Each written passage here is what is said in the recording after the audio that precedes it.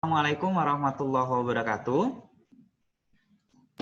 Waalaikumsalam warahmatullahi wabarakatuh. Iya, jadi pada kesempatan pagi hari ini kita akan mulai pembelajaran kitab, yaitu les pertamanya seperti biasa. Setelah kemarin kita mengadakan UTS, nah berarti ini adalah merupakan pembelajaran pertama kita ya di minggu ini untuk TPS-nya. Maka karena ini adalah merupakan pembelajaran pertama, alangkah lebih baiknya kalau misalnya kita mulai terlebih dahulu dengan berdoa. Oke, masing-masing silahkan berdoa dimulai.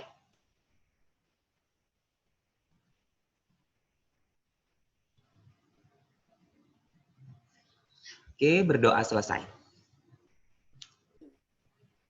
Oke, dah? Oke. Nah, izinkan saya untuk men-share slide kita pada kesempatan pagi hari ini.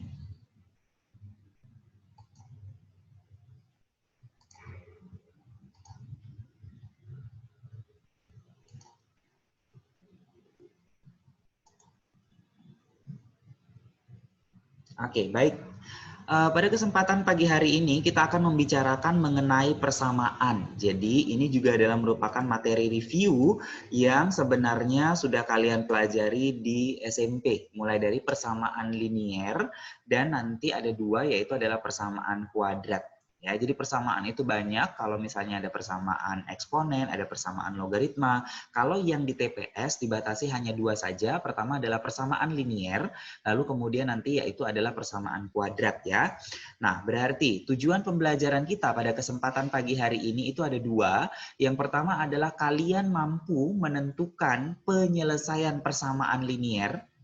Lalu yang kedua adalah diharapkan juga kalian mampu menentukan penyelesaian persamaan kuadrat. Oke, nah untuk yang pertama kita bedakan dulu persamaan linier sama persamaan kuadrat itu bedanya apa. Kalau misalkan persamaan linier berarti nanti linier itu berarti berderajat satu. Kalau berderajat itu artinya adalah variabel-variabelnya memiliki pangkat paling besar adalah satu.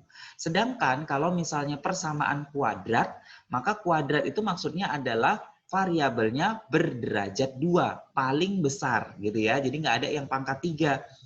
Pangkat 1 boleh gitu, tapi harus ada yang pangkat 2-nya juga. Kalau pangkat 1 saja berarti dia masuk kepada persamaan linier. Nah, bagaimana cara untuk menyelesaikannya? Cara untuk menyelesaikannya tersebut adalah kalau misalkan dia persamaan linier, maka penyelesaiannya adalah dengan eliminasi dan substitusi. Biasanya bisa digunakan salah satunya, eliminasi saja atau substitusi saja. Atau dia gabungan, eliminasi dan sekaligus nanti baru kemudian disubstitusi. Kalau di SMP ada lagi metode grafik, tapi metode grafik kita tidak pergunakan di TPS ya, karena itu akan menjadi lebih lama lagi. Oke, kemudian kalau persamaan kuadrat berarti nanti akan dicari akar ya. Akar itu adalah pembuat nolnya. Atau biasanya kalau misalnya variabelnya X, maka nilai X-nya. Tapi tidak selamanya ya bahwa variabelnya itu X. Bisa saja huruf lain. Kita punya 26 huruf dalam sistem alfabet. Nah, ini berarti ini penting nih. Penyelesaiannya itu, cara mencari atau menentukan akar-akarnya itu ada 3. Pemaktoran, melengkapkan kuadrat sempurna, lalu kemudian rumus ABC. Nah, kenapa saya merahkan poin 2 dan poin 3? Karena biasanya itu jarang sekali dipakai. Kecuali kalau misalkan di pelajaran matematik. Nah, TPS kan tidak murni matematik dia ya, apalagi TPS kuantitatif, dia bisa penalaran. Berarti yang harus kalian kuasai adalah yang poin 1, yaitu adalah pemaktoran. Diharapkan seluruh siswa sudah bisa memfaktorkan. Mulai dari kalau misalnya A-nya itu adalah 1, dan kalau misalnya A-nya itu adalah bukan 1. Oke, A itu siapa? Karena bentuk umum dari persamaan kuadrat adalah AX kuadrat tambah BX tambah C sama dengan 0. Gitu kan? Oke, di mana nanti nilai A-nya itu tidak boleh 0. Karena kalau misalnya A-nya 0, berarti nanti nilainya akan habis. X kuadratnya itu habis. Bukan lagi disebut sebagai persamaan kuadrat. Ingat definisi persamaan kuadrat, dia berderajat 2. Pangkatnya itu adalah 2. Oke, ini ya beda dari persamaan linier sama persamaan kuadrat. Oke, itu saja saya rasa untuk teorinya. Kita nggak panjang-panjang teorinya, kita langsung masuk ke contoh soalnya. Ya, contoh soalnya gimana? Contoh soalnya adalah ini. Jadi, biasanya kalau misalnya soal-soal TPS yang berkaitan dengan persamaan, itu adalah soal-soal aplikatif. Dalam bentuk aplikasi dia. Oke, nah berarti kita baca dulu soalnya. Seorang pengusaha mempunyai 12 ruangan gudang. Menurut besarnya ada 2 macam gudang, yaitu yang mempunyai daya tampung 12 dan 9. Jika diketahui bahwa daya tampung seluruhnya itu adalah 129 meter kubik, banyaknya gudang yang mempunyai daya tampung 12 meter kubik adalah berapa? Nah, berarti nanti kan di sini ada 2 jenis nih. Ada yang daya tampungnya 12 dan ada yang daya tampungnya itu cuman 9. Nah, berarti kita misalkan ada 2 hal. Misalkan X nih. Berarti X ini adalah ruangan yang daya tampungnya itu adalah 12 meter kubik, ya kan? Sedangkan Y-nya itu adalah ruangan yang daya tampungnya 9 meter kubik ruangannya ya, Nak. Nah, berarti kalau misalnya tadi total mereka ada 12 ruang, maka kalimat pertama bisa diubah menjadi X ditambahin sama Y, itu nilainya adalah sama dengan 12. Lalu dari daya tampung, berarti nanti kita bisa buat bahwa 12X ditambah dengan nilainya 9Y, itu nilainya adalah 129. Gitu. Nah, berarti dalam kasus kita siapa yang ditanya? Yang ditanya adalah daya tampung 12. Kalau yang ditanya daya tampung 12, berarti yang ditanya adalah berapakah nilai daripada si X. Supaya nggak 2 kali kerjanya, maka eliminasi nilai daripada Y. Hilangkan nilai daripada Y-nya. Untuk menghilangkan nilai daripada Y berarti atas kita kalikan dengan 9, bawah kita kalikan dengan 1. Berarti nanti nilainya akan menjadi berarti 9X ditambah dengan 9Y, nilainya adalah sama dengan, nah berapa nih? 108, 12 dikaliin sama 9 gitu ya. Lalu kemudian 12X ditambah dengan 9Y, ini nilainya adalah 129. Kita kurangkan kan? Karena di situ adalah positif-positif. Kalau dia sama tanda yang sama, berarti nanti dikurangkan. Nah, berarti nilainya akan menjadi, kalau dikurangi nih berarti habis nih. Berarti jadinya berapa? Minus 3X. Berarti nilainya berapa nih? Minus berapa? Ayo, berapa tuh? Minus 21, Sir. Berarti nilai daripada X-nya adalah sama dengan 7 gitu ya. Dapat langsung. Berapakah jumlah ruangan yang memiliki daya tampung 12, berarti ada 7 buah. Selesai. Gitu dia. Tanpa kita harus mencari nilai daripada Y-nya. Ya, supaya nggak 2 kali kerjanya. Karena yang ditanyakan hanya yang 12 saja. Kecuali kalau misalnya yang ditanyakan juga adalah yang 9 meter kubik. Oke, next. Kita buat yang kedua. Yang kedua, kita berbicara di pecahan. Pecahan sudah pernah dibahas pada pertemuan yang sebelumnya. Pecahan itu berarti kalau dia pecahannya adalah pecahan biasa atau pecahan murni, maka dia terdiri dari pembilang dan penyebut. Walaupun tidak semuanya seperti itu, karena pecahan bisa dalam bentuk desimal, bisa juga dalam bentuk persen. Kita buat nih di sini, nomor 2. Jika pembilang, nah, pembilang suatu pecahan ditambahin sama 2, maka pecahannya jadi 1/4. Jika penyebutnya dikurang sama 6, maka pecahannya tersebut jadi 1/6. Maka pecahan tersebut berapa nilainya? Nah, berarti kan kita harus buat dulu pemisalan. Misalkan siapa? Misalkan pecahan yang dimaksud itu adalah, ya terserah ya, misalnya X per Y boleh, P per Q boleh, saya buat di sini A per B. Karena nggak selamanya X sama Y. Ya. Oke, berarti si A itu adalah pembilang. Ingat pembilang itu yang atas kan, lalu B itu adalah penyebut. Nah katanya pembilang ditambah 2 pada kalimat pertama, berarti nanti A ditambahin sama 2. Penyebutnya nggak diapa-apain, berarti B. Nah ini nilainya adalah sama dengan 1/4. Lalu kemudian kalimat kedua mengatakan bahwa penyebutnya yang dikurang berarti pembilangnya tetap. Pembilangnya tetap A, penyebutnya yang dikurang berarti B dikurangin sama 6. Nah ini nilainya adalah sama dengan 1/6. Dah tinggal diapakan? Dikali silang. Kalau dikali silang berarti nanti nilainya adalah B kali 1B, nilainya menjadi 4A ditambahin sama 8. Ya kan? Lalu kalau ini dikali silang berarti nanti B kurang 6 kali 1 berarti B kurang 6 sama dengan A 6 atau 6A. Boleh A dikali dengan 6 gitu ya. Nah, berarti tinggal disubstitusi. Kalau tadi eliminasi, kalau sekarang substitusi, gantikan nilai B-nya. Berarti nanti jadinya adalah 4A ditambah 8 dikurang 6, nilainya adalah 6A. Ya kan? A-nya disatukan. 6A dikurangkan dengan 4A berarti nilainya adalah 2A, lalu 8 dikurangkan dengan 6 nilainya 2. Maka A di mana pembilangnya berarti 2 bagi 2 nilainya 1. Kalau A-nya 1 maka tinggal dibuat dalam B-nya. Maka B-nya itu adalah sama dengan 4 kali 1 ditambah sama 8. Maka nilainya adalah sama dengan 12. Maka pecahan yang dimaksud itu adalah sama dengan 1/12. Maka jawabannya adalah yang E. Oke, gitu dia. Bisa kan? Untuk soal yang nomor 2. Next, kita buat lagi untuk soal yang nomor 3.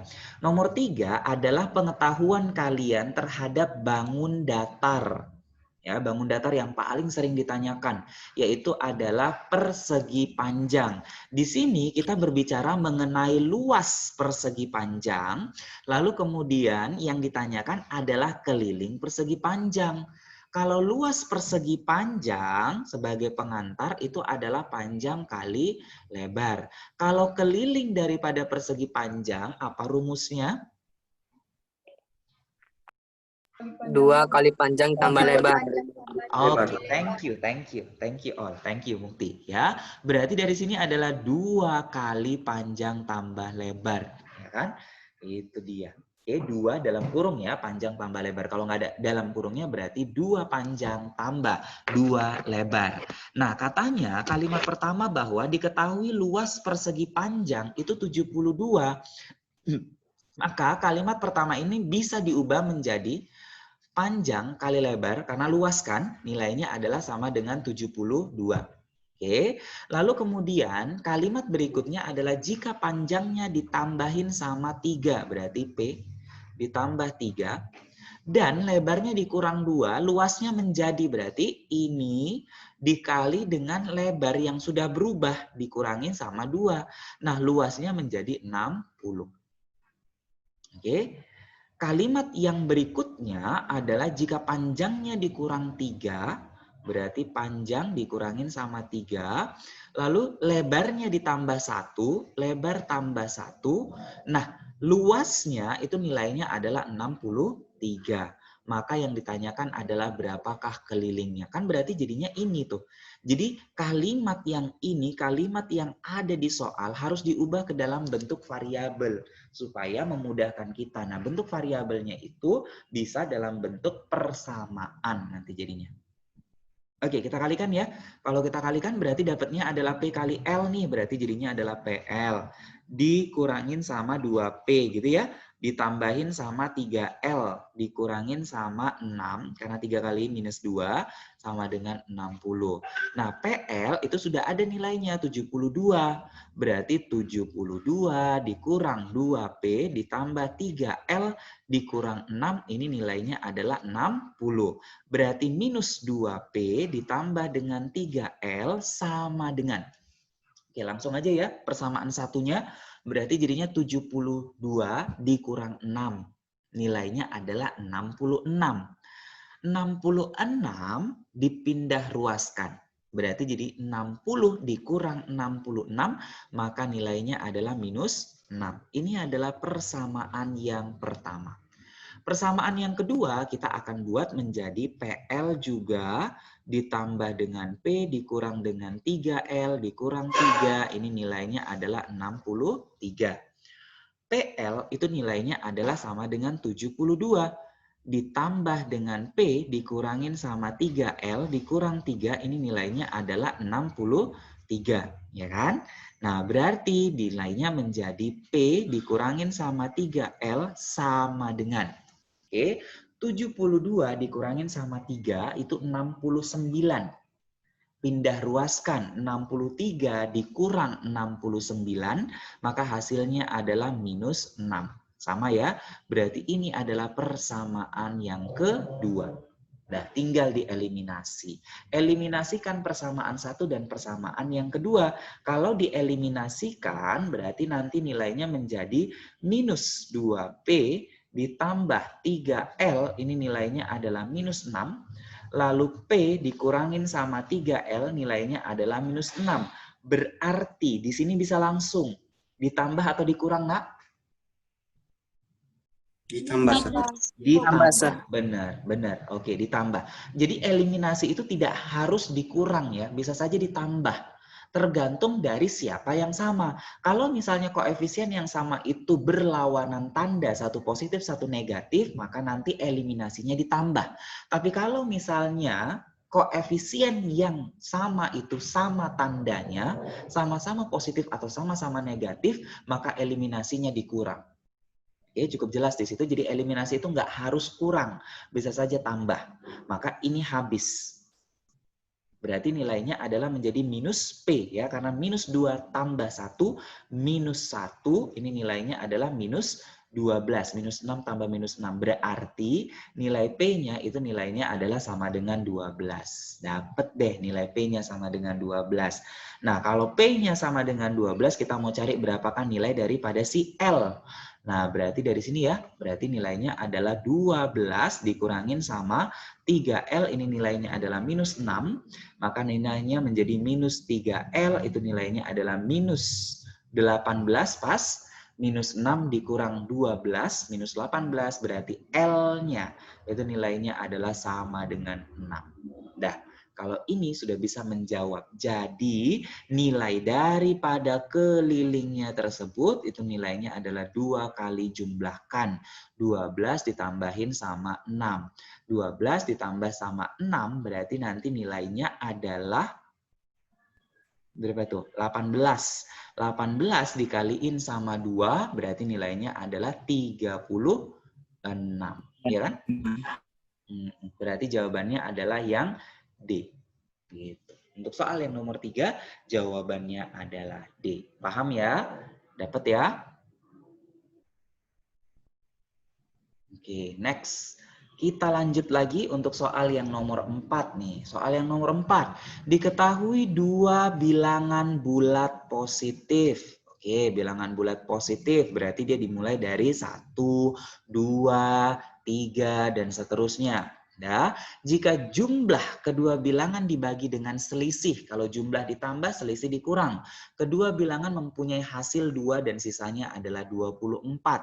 Jika bilangan terbesar dibagi dengan bilangan terkecil, hasilnya 2 juga, tapi sisanya adalah 12. Maka hasil kali kedua bilangan tersebut berapa? Yuk.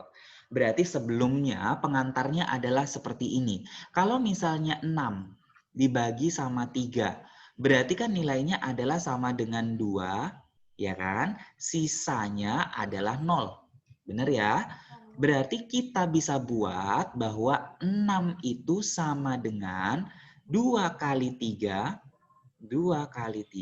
ditambah 0. Ya. Nah, kalau 6 dibagi sama 5, itu berarti nilainya 1. Sisanya 1. Pas ya. Berarti 6 juga bisa ditulis sebagai 1 kali 5, hasil bagi kali pembagi, ditambah sisa. Nah, dengan prinsip ini kita akan membuat pernyataan yang ada di soal. Pernyataan yang ada di soal itu dikatakan bahwa jumlah 2 bilangan. Misalkan bilangan pertama itu adalah A. Ya, ini misalnya adalah bilangan pertama. Oke, soalnya ada 2 bilangan. B itu adalah bilangan yang kedua. 2. Boleh huruf lain.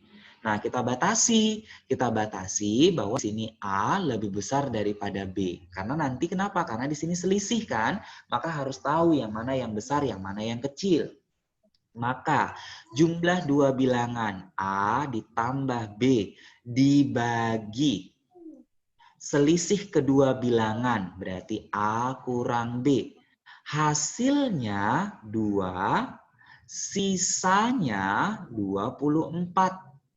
Maka itu artinya nilai A tambah B nilainya 2 kali pembaginya A kurang B ditambah sisanya. Gitu cara nulisnya. Oke. Nah, berarti di sini bisa kita operasikan terlebih dahulu ya sebelum kita baca soalnya lagi.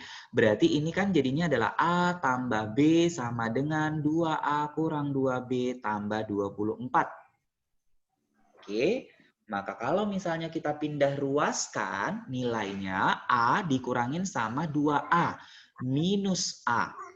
B ditambah dengan 2B, berarti 3B. Ini nilainya adalah 24. Oke, min A tambah 3B itu nilainya adalah 24. Nah, kalimat yang kedua kita bisa buat bahwa Oke, jika bilangan terbesar, tadi kita bilang bilangan terbesar adalah si A kan? Karena kita sudah batasi.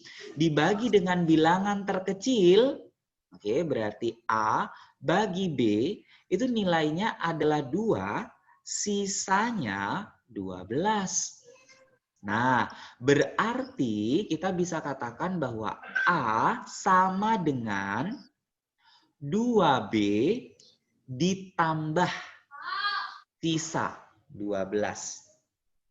Oke. Ini dia. Kalau ini ya udah berarti tinggal disubstitusi ke atas. Kan? Gantikanlah nilai A-nya. Maka kalau misalkan digantikan nilai A-nya, maka menjadi ini minus A ya. Berarti kalau minus A berarti minus. Jadi saya buat di situ minus 2B dikurang 12, jadi dikurangkan karena minusnya masuk, ditambah 3B, ini nilainya adalah 24. Maka jadinya 3 kurang 2, berarti B sama dengan, langsung aja lah ya, sama dengan 24 ditambah 12. Maka nilainya adalah sama dengan 36. Dapat nih. Berarti bilangan terkecilnya itu adalah 36. Kita cari bilangan terbesarnya. Dari mana dicari bilangan terbesar? Dari sini. Berarti jadi A-nya itu nilainya adalah 2 kali 36 ditambahin sama 12. 2 kali 36 berarti nilainya adalah 72.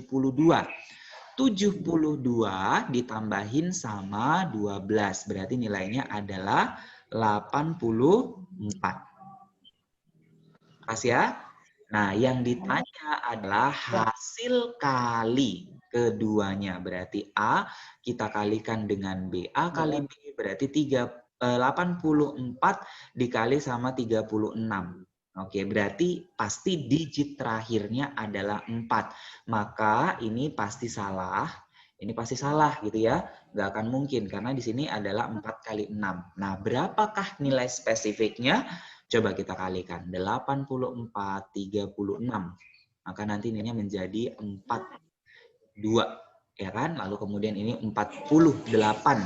48 berarti nilainya adalah 50. Kemudian ini 12, 1, kemudian 25. Berarti hasilnya kalau misalnya dijumlahkan berarti 3024. Oke, berarti nilainya adalah 3024. 3024, maka jawaban untuk soal yang nomor 4 adalah C. Gitu jadinya. Oke? Itu ya. Jadi hati-hati dengan soal yang seperti ini. Jadi bagaimana kalian bisa membaca jenis daripada soalnya tersebut. Itu juga penting. Next, kita buat lagi. Nomor 5. Perbandingan antara umur A dan umur B 5 tahun yang lalu. Yo, kalau misalkan dia 5 tahun yang lalu, berarti dikurang ya. Berarti nanti jadinya adalah A dikurang dengan 5 karena perbandingan kan, B dikurangin sama 5, itu nilainya adalah 8/5. Oke, lalu perbandingan A dan B berarti jadinya adalah A 5 tahun mendatang, berarti ditambah 5 per B ditambahin sama 5, itu nilainya adalah 10/7. Kita kali silang. Karena yang ditanyakan adalah perbandingan umur A dan B sekarang. Maka kalau misalnya dikali silang, ini menjadi 5A gitu, dikurangin sama 25 sama dengan 8B dikurangin sama 40 ya. Berarti 5A dikurang 8B, ini nilainya adalah minus 40 tambah 25. Berarti minus 15. Cocok? Ini adalah persamaan yang pertama. Persamaan yang kedua berarti jadinya adalah 7A ditambah 35 sama dengan 10B ditambah dengan 50. Oke. Berarti jadinya adalah 7A dikurang 10B sama dengan 50 kurang 35. Berarti nilainya adalah 15. Ini adalah persamaan yang kedua. Jadi ada 2 buah persamaan. Kalau ada 2 buah persamaan ya tinggal eliminasi dan substitusi. Kita cari berapa usia A dan usia B masing-masing. Maka nilainya menjadi 5A dikurang 8B sama dengan minus 15. 7A dikurang 10B nilainya adalah positif 15. Maka terserah yang mana yang mau disamakan atau dieliminasi terlebih dahulu. Saya buatnya di sini adalah B-nya saja ya. Kalau B-nya yang dieliminasi, maka atasnya dikali dengan 5 supaya nanti 40. Lalu B-nya saya kali dengan 4. Oke. Nanti sama-sama 40 nih. Berarti nilainya menjadi 25A dikurang 40B. Oke, itu di-mute-kan terlebih dahulu, maaf. Suara siapa tadi? 40B. Oke, thank you. Sama dengan ini berarti nilainya adalah 15 dikali sama 5. Berarti 75 ya, berarti minus 75. Lalu yang kedua itu adalah 28A dikurangin sama 40B, itu nilainya adalah sama dengan 15 kali 4, 60. Oke, maka kita kurangkan. Kalau dikurangkan habis, berarti yang tinggal adalah minus 3A, ini nilainya adalah sama dengan minus 135. Oke, berarti nilai A-nya itu sama dengan positif 45. Oke, 45 tahun ya. Ternyata usia daripada A sekarang itu adalah 45 tahun. Nah, berapakah usia B sekarang? Ya, terserah mau kita masukkan ke 1 boleh, ke 2 boleh. Saya masukkan ke 2. Kalau saya masukkan ke 2, berarti nilainya menjadi 7 dikalikan sama 45. Dikurangin sama 10B, itu nilainya adalah sama dengan 15. 45 dikaliin sama 7, berarti nilainya adalah menjadi 215 ya. 315, sorry.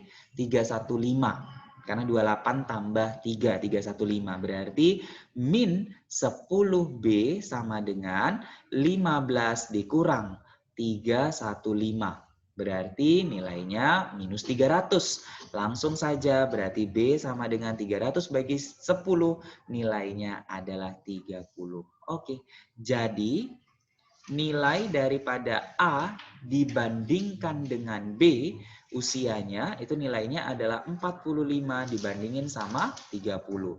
Maka nilainya sama dengan sama-sama dibagi sama 5. Kalau misalkan ini dibagi sama 5, atau 15 ya, supaya lebih sederhana lagi, 15 saja saya rasa. 3:2. Sama-sama bagi 15. Maka perbandingan antara usia A dan usia B adalah 3:2. Maka jawabannya adalah yang B. Oke. Oke ya, cukup panjang di sini. Next, kita buat lagi nih untuk yang nomor 6. Nomor 6 panjang soalnya.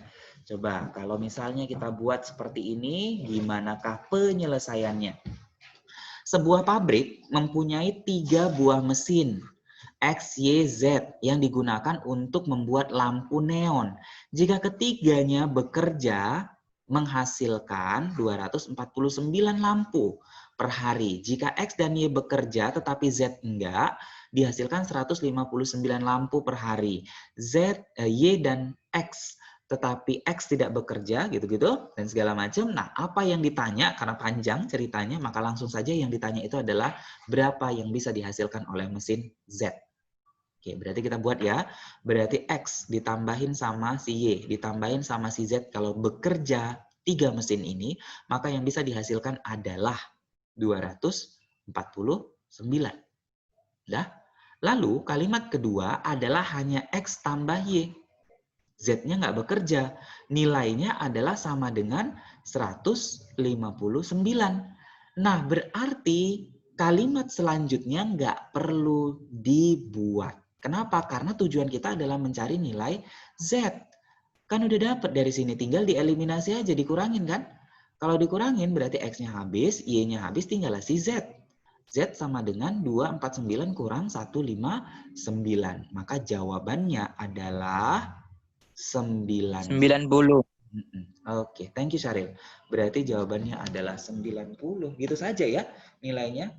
Jadi hanya itu untuk soal yang nomor 6. Gampang kan? Next. Nomor 7.